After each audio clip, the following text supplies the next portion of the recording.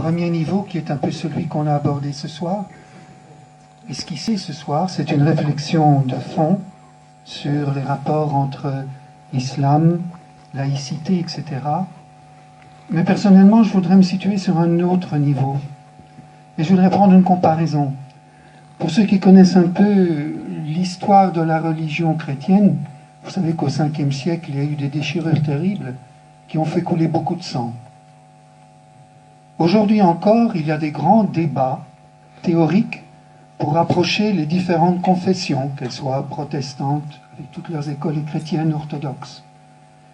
On appelle ça les débats œcuméniques. Mais à côté de cela et en même temps, il y a les mouvements interconfessionnels. Heureusement. De quoi s'agit-il là? Il s'agit précisément du vivre ensemble, où des chrétiens de toutes les confessions se retrouvent pour prier le même Dieu et pour partager leur vie ensemble. Il y a des communautés où des protestants, catholiques et tout se retrouvent. Et personnellement, j'aimerais venir à ce niveau-là. Non pas que je déprécie l'autre théorique, Dieu sait si j'ai déjà participé à des colloques sur la recherche interreligieuse.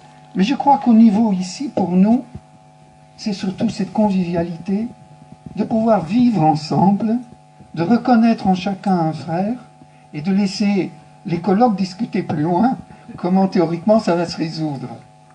Alors c'est en ce sens-là que pour moi, par exemple, au nom de la communauté chrétienne, j'aurais aimé inviter tous les frères musulmans ici présents à une rencontre conviviale autour de la table. Rassurez-vous, ce ne sera pas un méchoui. Ce sera un repas que nous pouvons vraiment partager convivialement, parce qu'il me semble que c'est important ce que vous disiez aussi. Je dis encore une fois, la réflexion théorique est importante, mais je ne suis pas sûr que pour le musulman lambda de Béziers, de Murviel et des environs, ce soit ça son premier souci. Son souci, c'est de rencontrer, de vivre avec l'autre. Et que si jamais il y a un pépin, car nous sommes tous des hommes, le fait que notre fraternité est scellée, nous pourrons affronter les difficultés. Mais si nous ne connaissons pas, nous allons glisser dans l'accusation réciproque, que je suis tout à fait d'accord avec vous. L'autre différent, s'il n'attire pas pour moi mon émerveillement et donc mon amour, il risque d'être un rival dont je me méfie. Notre frère juif n'est pas là, mais je citerai Lévinas, justement pour le rendre présent. Lévinas disait « Le visage de l'autre m'oblige ». Et il voulait dire « m'oblige à sortir de mon égoïsme pour être serviteur ».